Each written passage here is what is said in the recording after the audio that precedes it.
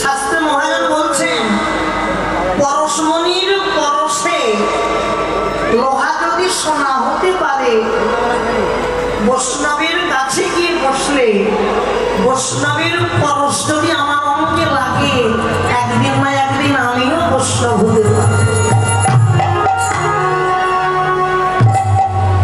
একদিন না একদিন আমিও বৈষ্ণব হতে পারি। বৈষ্ণবের পরশ লাগতে হবে। তবে হাসি নয় মা, পরশ নিশ্চয় নাও, হাসছো কেন? এটা তো খেসা হচ্ছে। পরশ নিশ্চয় নাও, আন্দোলনের হাসলে মানা যাবে।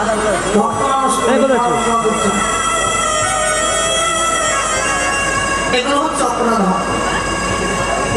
পরশ নেব, ভক্ত বৈষ্ণবকে ভালোবাসবো, হৃদয়ঙ্গম করবো।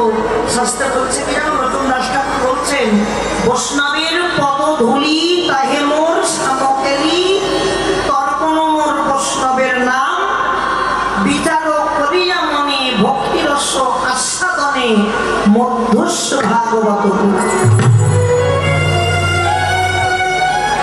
যাই হোক, আস্বাদন করুন। আজ বেলি অসকালে বিষ্ণুপ্রিয়া একটা সোনার কলসি নিয়ে সুরধুনিতে জল আনতে গেল। কোথায় জল আনতে গেল? সুরধুনি। এই যে নবদ্বীপে সুরধুনি গঙ্গা আছে না, এই সুরধুনিতে জল আনতে গেছে। কে গেছে? বিষ্ণুপ্রিয়া। তা বিষ্ণুপ্রিয়া জল আনতে গিয়ে একটা এমন রূপের মানুষকে দর্শন করলো। রূপের মানুষটা দাঁড়িয়েছিল।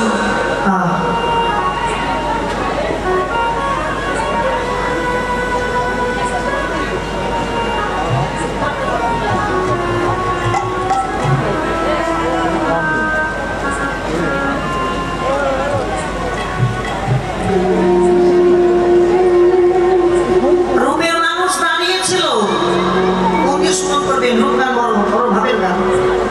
এইভাবে দাঁড়িয়েছিল। আর বিষ্ণুপ্রিয়া যা দর্শন করলেন, রূপের মানুষটাকে দর্শন করা মাত্র বিষ্ণুপ্রিয়া জ্ঞান চৈতন্য হারিয়ে ফেল। জ্ঞান চৈতন্য, আমি কাকে দর্শন করলাম গো? আমি কাকে দর্শন করেছি? মন দিয়ে শোনো। দেখো, চৈতন্যের ভাব থেকে দর্শন করলেন। যখন দর্শন করলেন তখন তার চৈতন্য জ্ঞান ছিল আমি দর্শন করছি। কিন্তু দর্শন করতে করতে যখন অচৈতন্যের ঘরে চলে গেল তখন আর জ্ঞান থাকলো না। আর অচৈতন্যের ঘরে যাওয়া মাত্র বিষ্ণুপ্রিয়ার কোমর থেকে কখন যে সোনার কলসিটা নদীর জলে পড়ে গেল, আর নদীর জলে পড়ে গিয়ে কলসি ভাসতে ভাসতে চলে যাচ্ছে, তবু তার চৈতন্য হলো না। আমার কলসিটা কোথায়? বিচার করুন মায়েরা। তাহলে বিষ্ণুপ্রিয়া কি আর জ্বলানা হলো? জ্বলানা হয়নি। কেন হয়নি? কলসি নদীর জলে পড়ে গিয়ে ভাসতে ভাসতে চলে যাচ্ছে। আর ঠিক সেই সময় বিষ্ণুপ্রিয়া তো অচৈতন্যের ঘরে চলে গেছে। সে যে একজন নারী, নারীর নারীত্ব চলে গেল। একটা নারীর নারীত্ব কখন যায়? একটা নারীর নারীত্ব তখন যায় যদি কোনো নারী পরপুরুষকে দর্শন করে যদি তার মধ্যে চাওয়া পাওয়ার বাসনা জাগে, তৎক্ষণাৎ সেই নারীর নারীত্ব চলে যায়। তাহলে বিষ্ণুপ্রিয়ারও তাই হয়েছে। বিষ্ণুপ্রিয়া এই রূপের মানুষটাকে দেখল, এমন ভাবে দাঁড়িয়েছিল মহাপ্রভু, তার তো ভুবন ভোলানো রূপ। ওই ভুবন ভোলানো রূপ দর্শন করে নিজেই ভুলে গেল আমি কে। বিষ্ণুপ্রিয়ার আর জ্বলানো হলো না। বিষ্ণুপ্রিয়া অচৈতন্যের ভাব থেকে যখন চৈতন্যের ভারে এলো, তারা প্রশ্ন করছে আমার কলসিটা কোথায় গেল? যা হয়েছে যা, আমি আমার মন্দিরে ফিরে যা।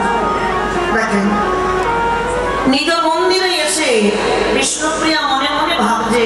দেখবেন যদি কাউকে দেখে ভালো লাগে না, দেখবেন প্রত্যেকটা মুহূর্ত তার কথাটাই আগে খেয়াল জাগে।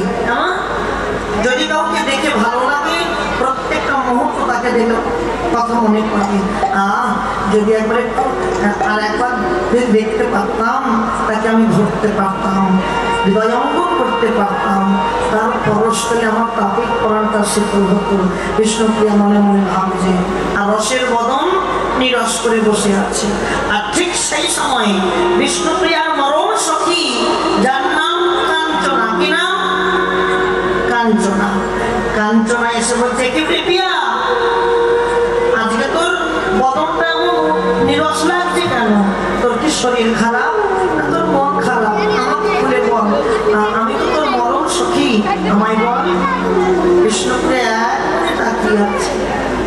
যখন বললো, এ প্রিয়া, আমার সাথে কথা বল, আমি এসেছি, তোর কি হয়েছে? বিষ্ণুপ্রিয়া বললেন, নাগরী রে, আমি সুরধুনিতে জল আনতে গিয়া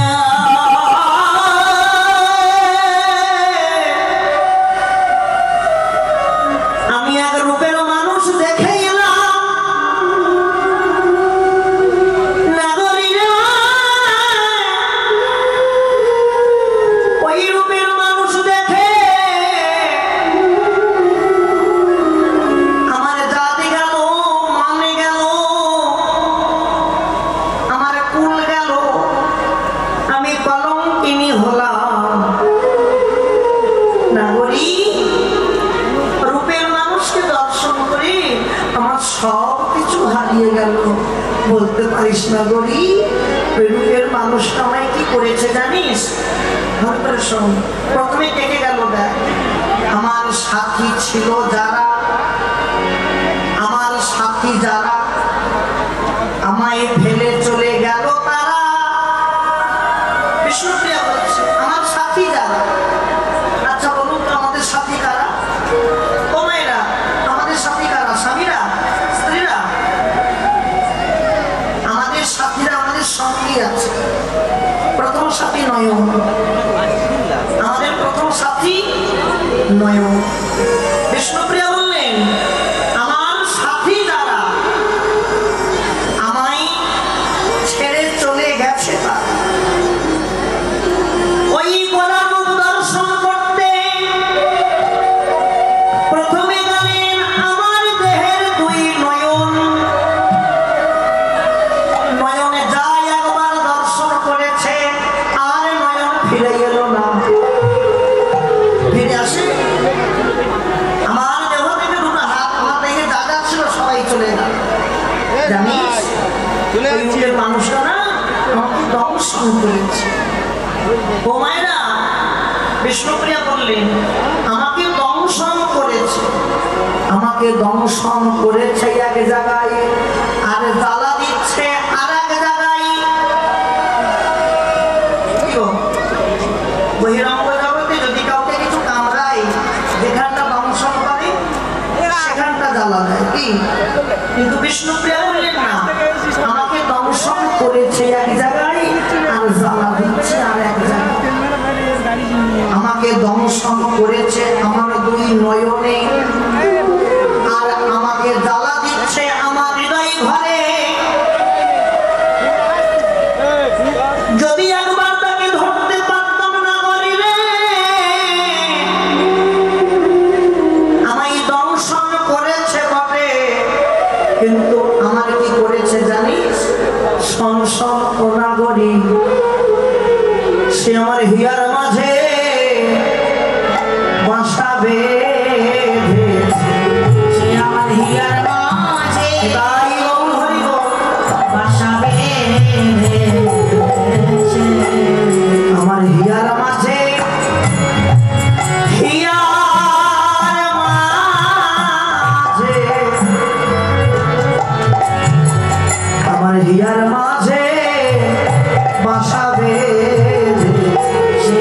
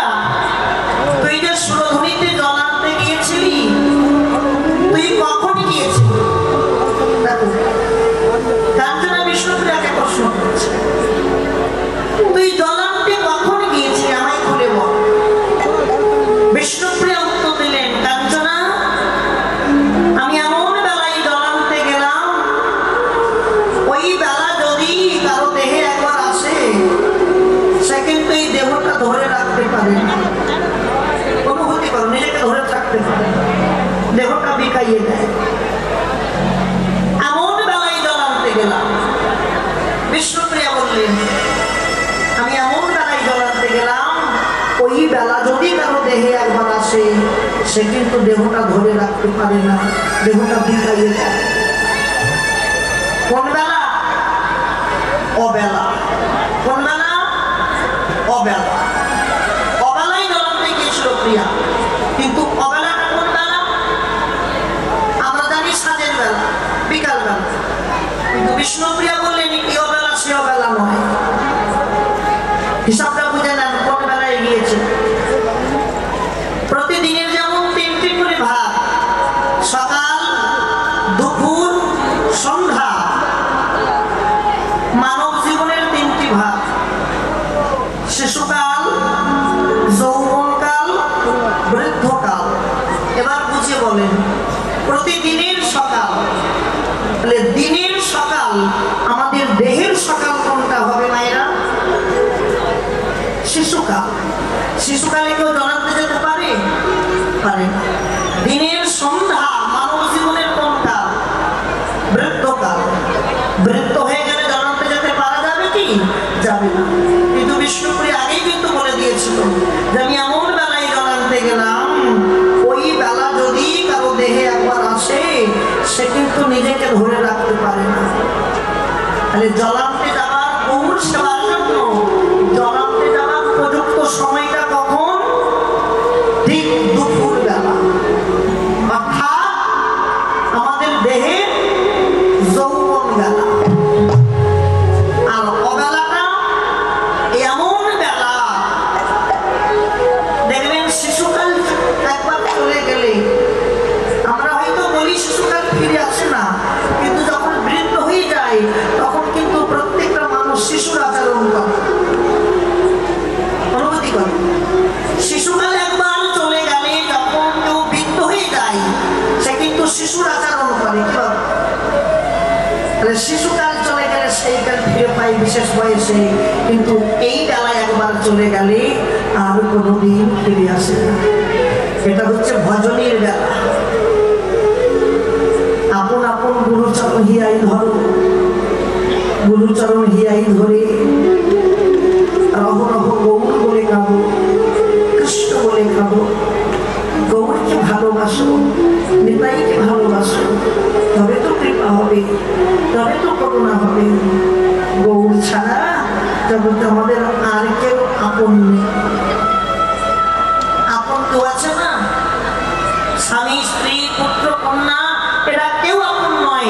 এ জগতে একমাত্র আপন আমার গৌর ভগবান।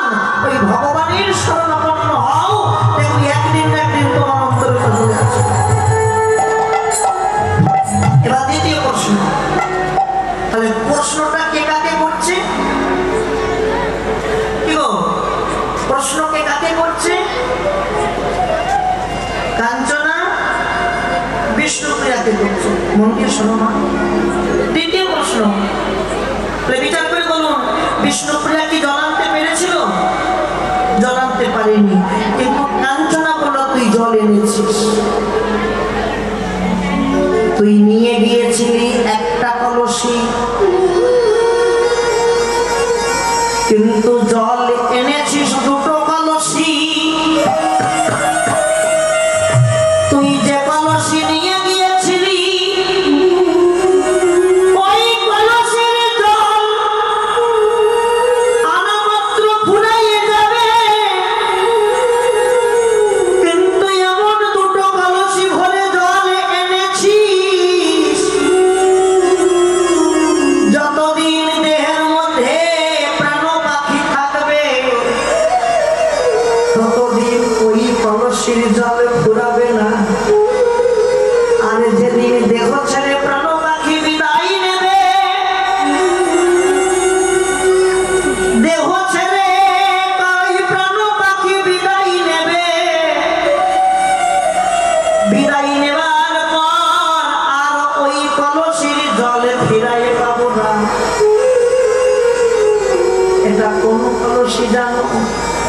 এই কলসি সবার ঘরে আছে, কিন্তু হায় হায় আমরা সেই কলসের জল আমরা প্রভুর সেবাই দিতে পারলাম না। জগতে সবার সেবায় ওই জল দিয়ে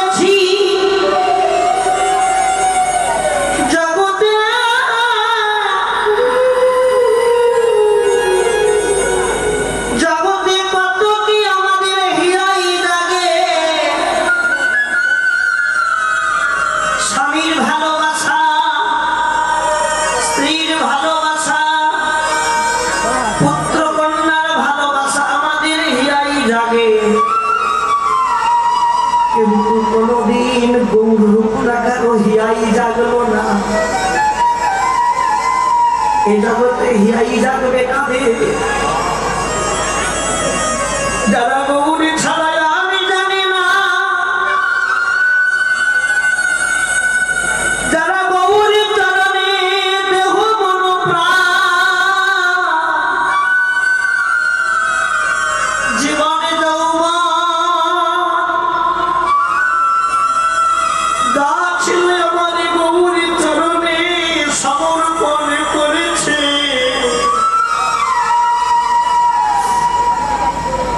জগতে তাদের তো হিয়াটাই হিয়ায় থেকে যায়। নাগরী রে গৌরীকে ভালোবেসে যদি কারো দুফোঁটা নয়নি ঝরে,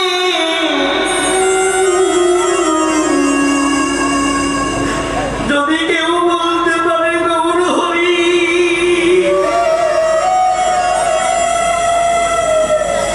এ জগতে তুমি আমার আমি তোমার, তোমায় ছাড়া আমি কিছু জানি না। গৌর হরি আমরা জানি নরোত্তম ঠাকুর মশাই বলছেন, খুব সুন্দর কথা বল। ঠাকুর মশাই এক জায়গায় দাঁড়িয়ে বললেন, কি দিব ভাবি মনে করি আমি, যেই ধন তোমায় দেব সেই ধন তুমি। গৌর তোমার রাঙা পায়ে সব সবেছি আমি, অনেকের অনেক আছে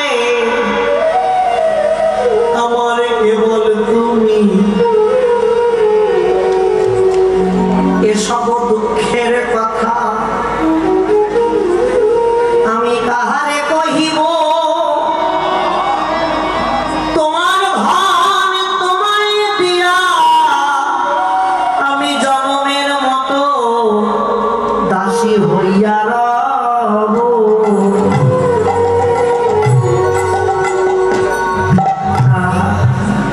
জানিস না করি বিষ্ণুপ্রিয়া বলছে, আমি যে রূপের মানুষটাকে দেখলাম না, আমি তোকে বলে বোঝাতে পারছি না। কি বলবো সজনী, আমি ভিতরেও দেখি আর বাইরেও দেখি, আমি ভিতরে দেখি আর বাইরেও দেখি, আমি ভিতরে দেখি আর নাগরী রে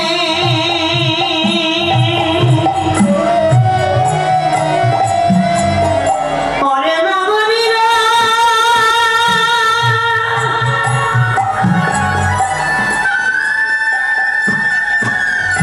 ও নাগরী,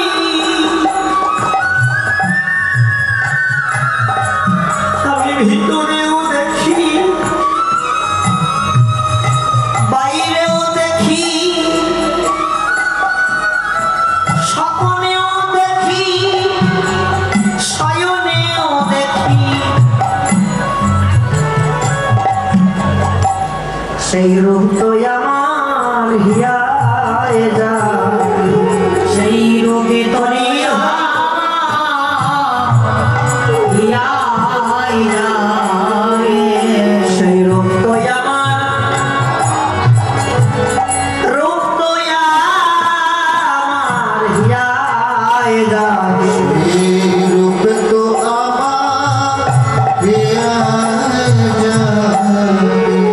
আমি যেদিকে ফিরাই আঁখি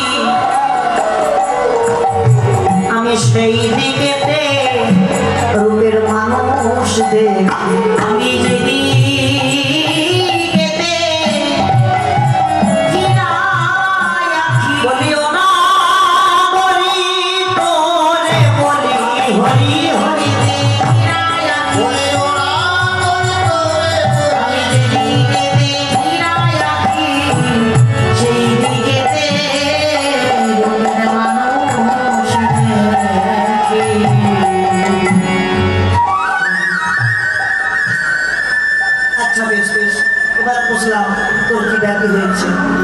বৈষ্ণব কবি গৌরের ভাব লক্ষ্য করে কলম দিতে দেখো দেখো আরে গোরা গোরা